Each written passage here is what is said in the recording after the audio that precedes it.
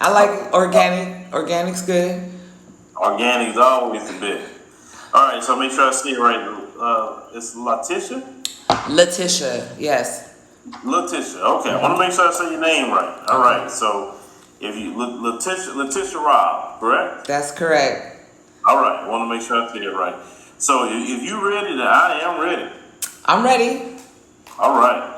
So what's going on, ladies and gentlemen? Today we're here with Letitia Robb. You know, we're going to talk to our sister here. I viewed her YouTube channel. She has some videos that she was in Burkina Faso, but she is in location right now. I'll let her tell you where she's at right now, and we can ask her questions about that. But Letitia, thank you for joining us on the show today. Thank you for having me. I'm really honored to be here and to be able to have a opportunity to share my story. Let's see, my computer. Okay, sorry about that. I'm glad for the opportunity to be able to have to share my story. Well, let's get into it. So, Letitia, what's your story? I mean, like, where were you born, and what's your story? Well, I was born in San Jose, California.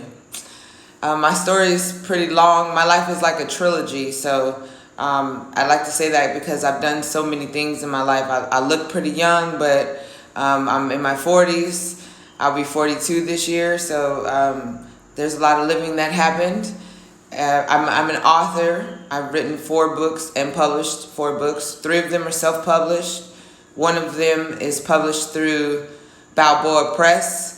I'm on Amazon and I'm on Barnes and Noble with the books. I'm also a realtor, a real estate broker, and I'm just an all-around businesswoman. I own a boutique here in Puerto Rico. That's where I currently am because I'm transitioning my life from living on the island to Burkina. So I left the United States in February of 2019. So I've been, out off the mainland for 2 years already. Basically getting myself de-Americanized, so to speak, and figuring out where in Africa to go. So in that 2 years, I figured it out, and here I am on the way there, and this is my journey. Okay, so what made you leave the mainland? What made you say, you know what? All right, I done had it. Well, What? I used to live in Atlanta, Georgia. So, but I'm from San Jose, California. So I grew up pretty liberal. I grew up very, open. We were the first people to start recycling in the 80s, all that type of stuff, kind of fast. Then I moved to the South because I used to be in the military. So I was an activist. I was on the ground. I was trying to make things happen for the community. And I just saw an uphill battle that felt like I was fighting alone or just with a few people. I was single. I had some children and parents who my father, his health wasn't that great, and I just felt like the United States wasn't a place for me to thrive. I felt like turning 40. I felt like I don't think I could be able. I'll be able to do this another 40 years.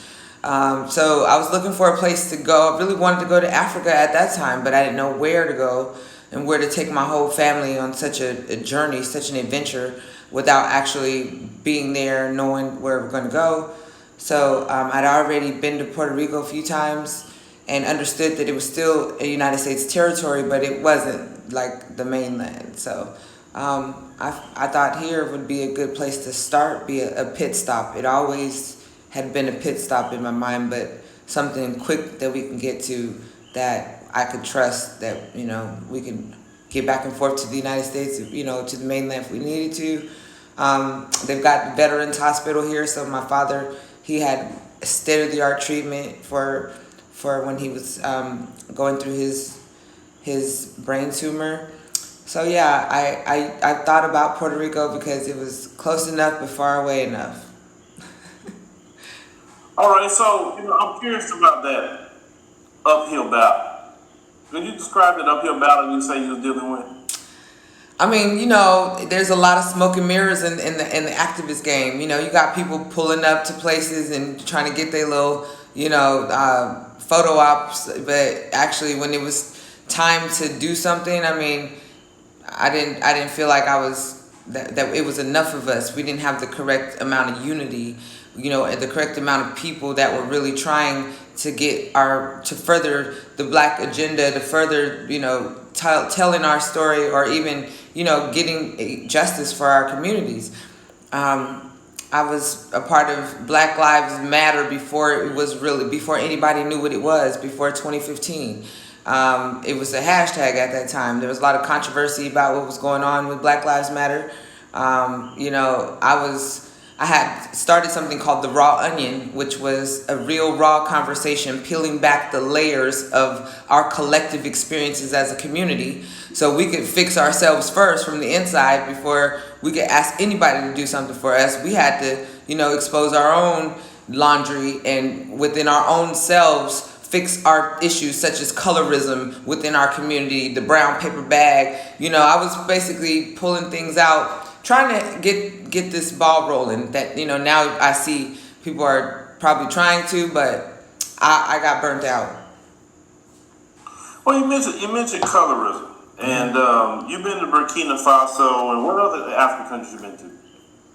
I've just been to Burkina. I've been to Morocco, but I wouldn't consider that an African country because, you know what I'm saying? You know what I'm saying? I'm with that's Arab. Right. Okay, Burkina Faso. Mm-hmm. So the people in Burkina Faso look like, skin tone. They look mostly like you. Yes. There are some lighter skin and darker skin than me, but everyone, for the most part, is dark skin. Okay, and then when you looked up and you looked at all the advertisement, was most of the advertisement look people look like you? Yeah, and for the most part, there is not much advertisement.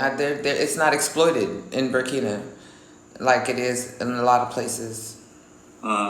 So would it be safe to say that going to Burkina Faso versus in America with colorism per se, it would be more of a healing aspect if you just go to the continent and see people that look like you? Oh my goodness.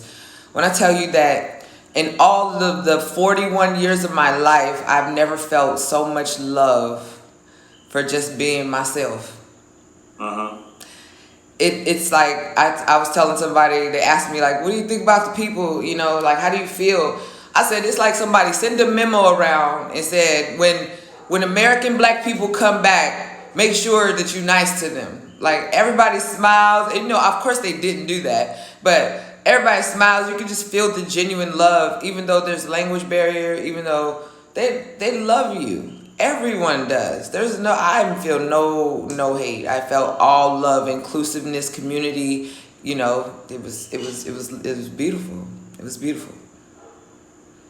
Yeah, that was my experience. Like I said, when I first went, I went to Ethiopia the very first time I went, and I had the same experience. And I was treated so nice, and even just when I went to I rode Ethiopian Airlines, and just the way that I was treated there, I was like, man, they treating us nice. This is good, and you felt they were real genuine about it. And even on the airline, how they were treating us, it's totally different. Mm-hmm. And I'm like, man, they get there and they hear you talking, they say, you welcome home and all that. And I'm like, I don't have no limit to Ethiopia, but hey, they say, everybody's African here. This is your home. The whole thing. You're with us and all that. And I'm like, I never experienced that type of welcoming ever. Me either. And it's beautiful. when I was there, I really felt like, okay, I belong in this land. Like in America, I don't feel this. No. Was that your experience? Absolutely. So much so that, it started my process. Everybody's like, oh, you moved. I don't know anybody who actually goes and moves the first time they've ever been somewhere, sight unseen, just throw it away, just like, I'm coming. I need to come see first. So I went and spent enough time to make sure that this is what I want to do. Make sure I talk to everybody I need to talk to, go see what I need to see to make sure. But from doing so, from being loved the way I was loved, from understanding that I have no resistance. It's like being black, you got to work, twice as hard to get half. In America, over in Burkina, I feel like I have this relationship with my brothers and sisters that they will help me. We will work together to get to where where we both all need to get to, versus, someone pushing me down or crab in the barrel me trying to get, they want to work together. So I feel like my efforts, just my existence, would be much more smooth at home. Yeah, I mean, so it's like some of the things people argue about, like you say, we were talking about earlier, colorism they argue about. And I'm like, just go to the continent, there's no such thing as colorism. I mean, really not. I'm not saying they ain't got people that could be on it at times somewhere else. See, for the most part, everybody looks like us, right? That's right. That's right. Even, it's so many different isms that we deal with that you just don't experience over there, right? And it's like, that's why for me, I was so angry when COVID hit, because I had 2 trips lined up in 2020. I had South Africa and I had Kenya, and I was gonna hit Uganda too. And I was just so mad because literally I said, okay, the continent is my mental health break. I understood it, Yes. You still there? The process of this wickedness of America, then I can go back and deal with it. You know what I'm saying? You better than me, because Puerto Rico was my mental health break. Living by the beach, just looking outside and not having the same energy. Like literal frequencies different here. So, but yes, I do feel you about having that mental break. And there's none of the isms. It's not American colonized. You don't have the I think one of the main things that we don't have here is the sense of community. Like community and hospitality are main morals and values of Africans on the motherland, and we don't have that here. So I think that the other, just because we try to get money first and survive because of the way that society is set up, we have these isms to classify ourselves. And we had all of that. I would say Black Southern culture is the closest thing to African culture. Mm-hmm. I would say that. But what happened to us was after the civil rights movement and desegregation happened, and now we can all go eat with Massa and all the things that we want to do with Massa now, we took on a lot of his ways. And I believe once we took on a lot of his ways, we walked away from our businesses. We started mimicking him with his lack of morality. It just took us down, literally. It's where you even see us at today. We're not even where we were prior to civil rights movement. Families together, the morality that we had, etc. So I believe in order for us to get right, we need to go to the continent just to get reset. I agree. And Burkina is working really hard to even have programs available and, to receive us, into the villages, the chiefs, they've getting them all on board. There's 60 different tribes. Basically, when you come home, your idea should be, I want to integrate with my roots. Your idea should be, I want to find out who I am, where I come from, where my people come from.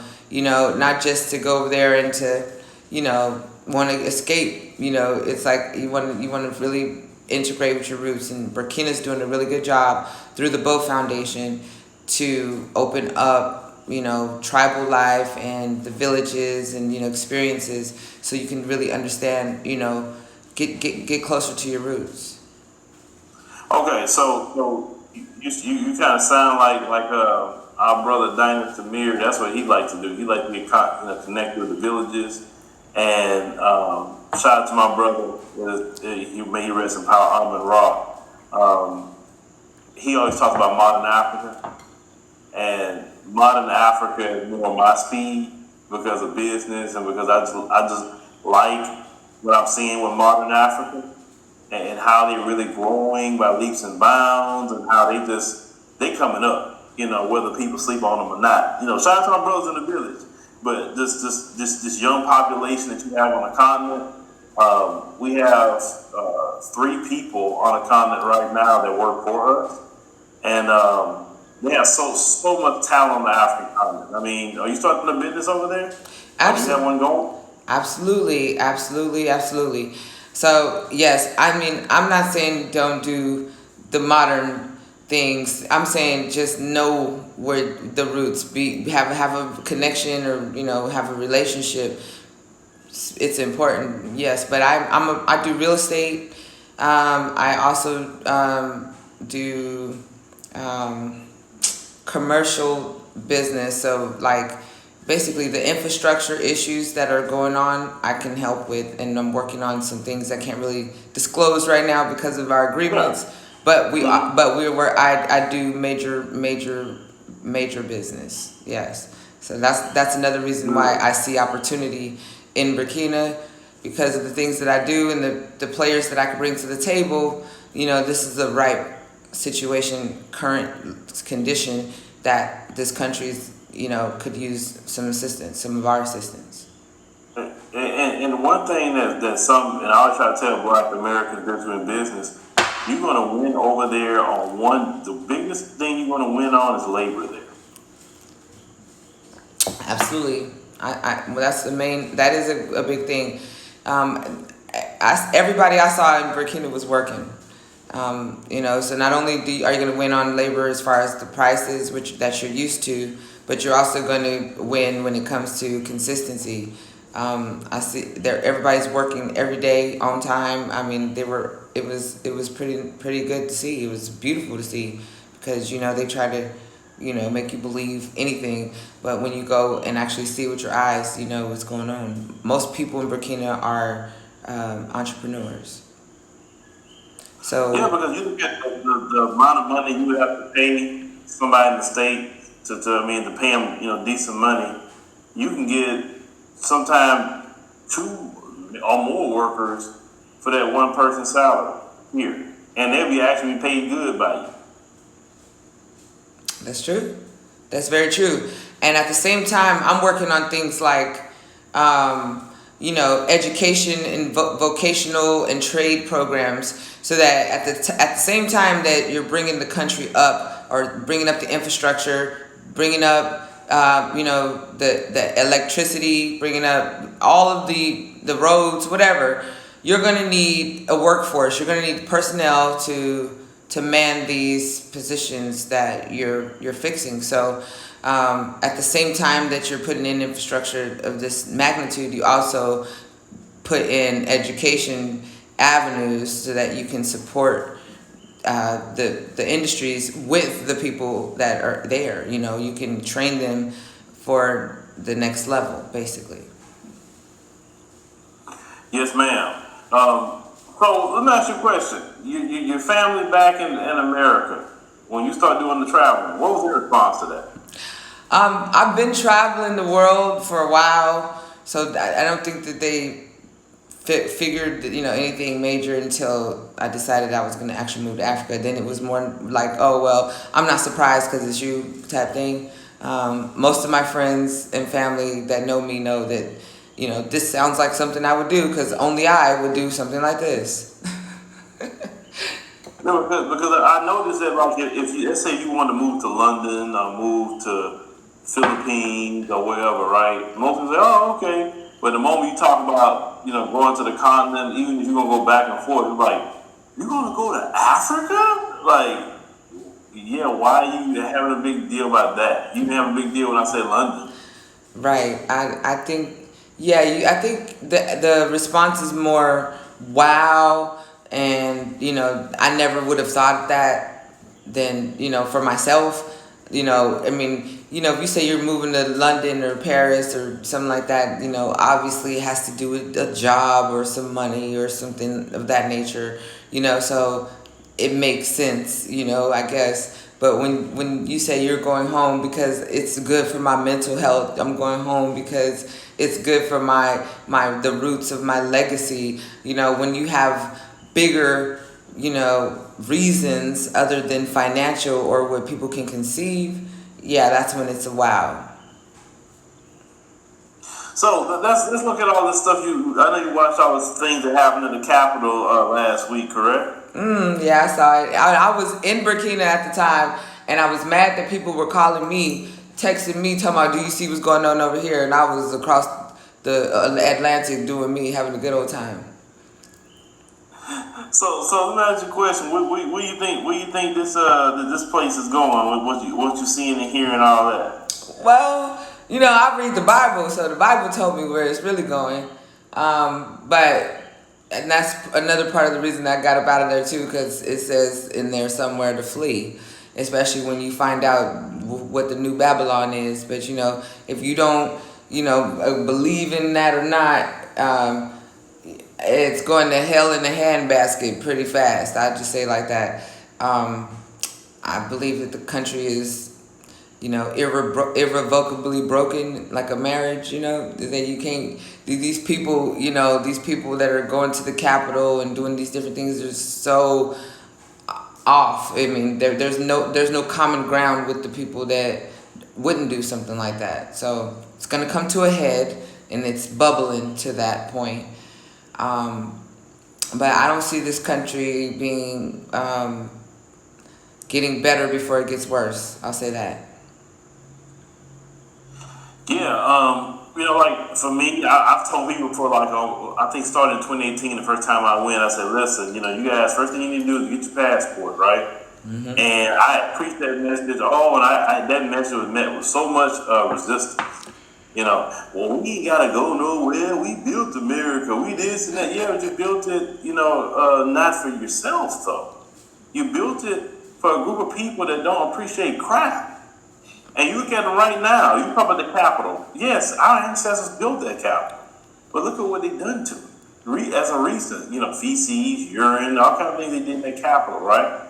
I'm a firm believer of, I believe that we should at least have our passports and at least go and see for ourselves. And I don't think we don't have to say no more than that. Now some people may go down with the ship, and that's fine. But I know black folks, it get too horrible. Now you're ready to move around because they ain't want to go down the ship. Oh yeah, and then that's the thing with black people. I mean, they don't want to hear you till it's time, and then when it's time, they want you to help them, and you help me, I told you to do these things, Exactly. I was giving you. And it doesn't hurt. I mean, the $150 it costs for a passport, you know how many people spent that on shoes and wasted it on things that don't matter? Okay? Or don't have a birth certificate. Don't know how to go down to the register, and figure out how to get your own birth certificate just so you could get your passport. Just the simple things. It's like if you're not trying to put that much energy into helping yourself, how can I help you on the other side? You know what I'm saying? Mm-hmm. That's exactly what happened. You be chilling over there, like I said, I got my things I'm working on in Nairobi, and so I said I'm chilling in Kenya somewhere, and they were like, man, Phil, what's up going on over there? I'm like, I told you to come, brother. Like what So I just say that maybe I get a big enough place, and maybe my family want to come. I have at least a few rooms for them. Maybe. But you better than me. You better than me. You better than me, cause I'm out here. I mean, I'm a female, single, out here making it happen, and and I feel like my mama got a room, mm-hmm. and even she want her own house. So I'm just like. I get it, but how much work it takes to actually transition your family from the United States to Africa as a female, doing it by yourself, I don't have too much tolerance or room for, hey guys, y'all can come too, especially when I used to live in Georgia, and I used to do the relationship we've already gotten.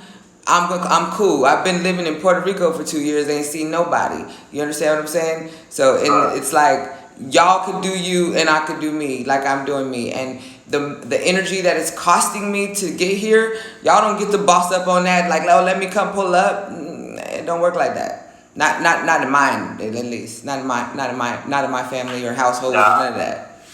No. I definitely hear you. That's just me just being who I am. Like I said, that's usually one of my Achilles heels. Sometimes I'm too nice to certain people. You know, I've been there. until you get the other side of me, then you're going to get that side that just you don't See, want to. see. So I'm not even starting it off that way. I figure, everybody come and there's some reciprocity. We can get down. That's how I'm starting my African content life with some reciprocity, not me just giving. That's over with. Oh Y'all done plugged up and sucked it all out already over here on this continent. yeah. It sounds like you've been through some things. But let me ask you a question. About Puerto Rico. Well, what's the overall response? You being a black woman in Puerto Rico, like how you treated out there? Oh man, I'm treated like a queen, a whole royal queen, a whole goddess. Like, look at how black she is and beautiful she is. Like, that's how they look at me every day. And I be like, hola. So you don't do no issues and problems. Everybody is cool. Well, I know it's a huge black community out there as well. Have you ran into them? Yeah, I know exactly where they are. It's in Louisa, and just like any other place in the United States, that's the poorest part of the island, the black area.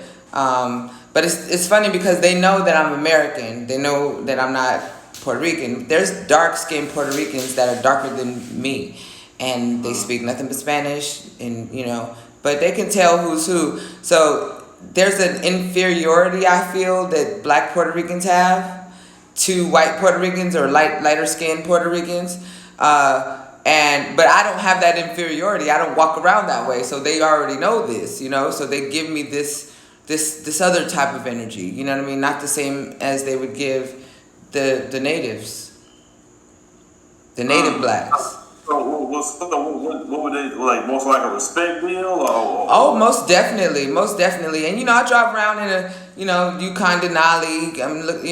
I don't look like I'm not doing nothing with my life. I don't look like I'm a bum. I don't look like none of those things. So I guess probably half of the reason they looking at me is like, who is she? What is she? What is she? What is she doing? I don't know, but I just have an air about me that my head is always up. So people usually deal with you or get at you the way you show them how they should. So, yeah, and I believe in moving. I believe in moving like that no matter where I'm at. That's Because, right.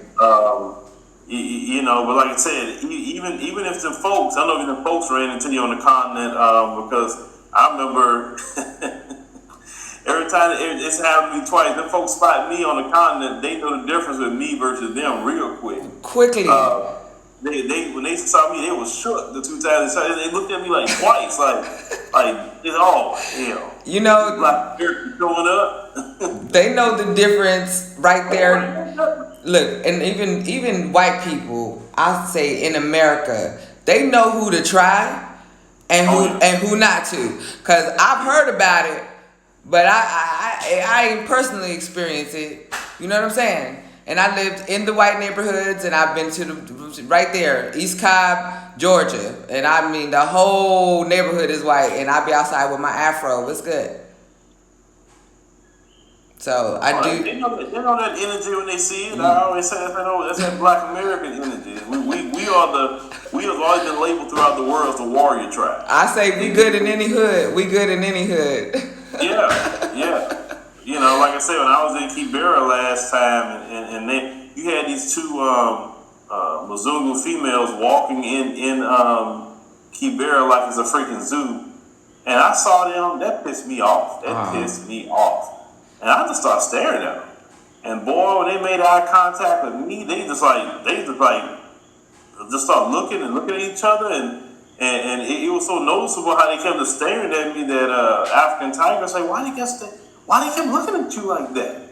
And I said, because they saw me looking at them, they knew what's up. I said, no, they just really kept looking at you, like they were shocked to see you. And I'm like, yeah, they knew. They knew who it was about. They know. I said, no offense. I said, but I'm not one of y'all. They know that. They know. Mm-hmm. That's why I said we need to go to the continent and start running these other groups around. All that putting hands on them and talking to them any kind of way. Oh, you ain't about to do that in front of me. Right, okay, tell me what you had told them. Say it again, so I can show you where you got all of us messed up at. Come tell us. Yeah, so that's what I mean about even getting in touch with the roots. You know what I'm saying? Because you it's like you going home. Whenever you go home, you go see what's going on. How you find out what's going on with Lil Ray, wherever. You get the family business basically. You know what I'm saying? So that's what I'm saying. Go get the business so we can find out who's doing what to who, and so we could figure it out together. Yes, ma'am. Yes, ma'am. Now, Letitia, tell people how they can get in contact with you or see your YouTube channel. Maybe they got some questions about Puerto Rico and Burkina Faso. How can they get in contact with you? Well, I've just started my YouTube channel, but I'm active on Instagram. So if you go to unapologetic_apology, that is my Instagram. And in the bio there is the link to my YouTube. My name is Queen L on YouTube, but I would suggest going through the Instagram, unapologetic_apology, clicking that link so you make sure you find me. That's the best way you can keep up with my journey, because I spontaneously go live on Instagram. Like right now, I'm actually live on Instagram telling, having this interview, but on Instagram too. You know what I'm saying? Because it's a thing. And then I'll save my videos. I've been trying to post videos on Twitter, so I have several videos there now, but I'm trying to get my followers up. I'm at 300 and some change, and once I get to 1,000, then I can go live on YouTube as well. Okay, all right, well, ladies and gentlemen, make sure that you go to the links that we will put in the pinned comment, and then we will, ask all the questions that you want. Go follow her page on Instagram. We found her page, so we made sure to follow her. Thank you. Can I type that in? So you probably see me. I just love followed you. Okay, so, awesome. Yeah, I'm pretty active on Instagram, especially in my story, and randomly I'll go live there. I'll post, and it's a whole lot of content there already right now to catch up. All right, so everyone, ladies and gentlemen, make sure you check out that information. And Letitia, we thank you for stopping by, and you be good. Thank you for having me. I appreciate it, and maybe I'll come back later after some more developments happen, and we can check back in and see what happened. Oh, that's sure. Thank you for having me. Have a good night. All right, Miss Letitia, was that bad? No, that was awesome. I think it was pretty good. Okay. For the first time, like I'm a whole lot, y'all. Couldn't get it all in this amount of time, so I think it was a good intro to your audience. Yeah, yes, ma'am. Yes, ma'am. So you said when you heading back to Burkina? I'm trying to get there before April. I'm actually waiting for some logistics things. That's what's holding me up the most is shipping. I have a boutique. I have a store here, so I'm trying to ship all of my inventory to Burkina because I have a couple of stores that I'm going to be putting the inventory. Mm-hmm. So that's really what's taking the time, is figuring out how to get everything out of here. But it'll be less than 90 days. Well, I don't know your plans, but at least what like me and my wife have discussed is to, definitely have property and everything, but just go back and forth. We got businesses, that's why. So we kind of have to go back and forth. But I told her eventually I want to be at least 80% of the time on the continent and 20% here. But, I said we can start off at least 50-50 eventually. That'll be good. Probably, like I said, we definitely want to go 80-20. Just to visit family, friends, maybe, do some things here in business, but. Totally get it, but I'm 100, I'm gone. You know what I'm saying? Like if I'm gone, if I come back, it's gonna be for a big ass check. You gonna find out. Some things you may have to come back and get, even if you go to New York. I'm gonna come get the money. I ain't say I wasn't gonna come get the money. I'm gonna come get the money, but that's about it. That's about it. Come visit about a week and say, all right, I'm going back. I'm gonna send for my mama, and she'll be there. I know she got her passport and her yellow card because I took her with me to Burkina. So when she ready to come, she can come too. But that's pretty much it. I'm gone. I hear you. Well, all right, Letitia, like I say, don't be a stranger. Holler at us, and we'll follow you and can watch the journey. Thank you. I will. I'll be definitely keeping in touch. I appreciate y'all very much. Thank you. All right, thank you.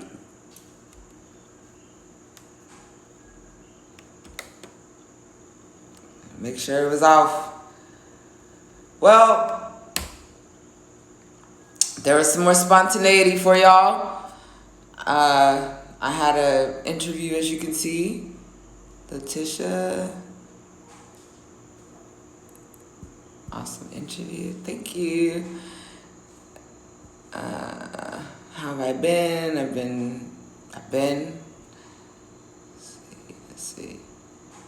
All right, guys. So that was the interview, and yeah. And if you haven't been to my YouTube channel, you should go there right now because I posted 2 videos today.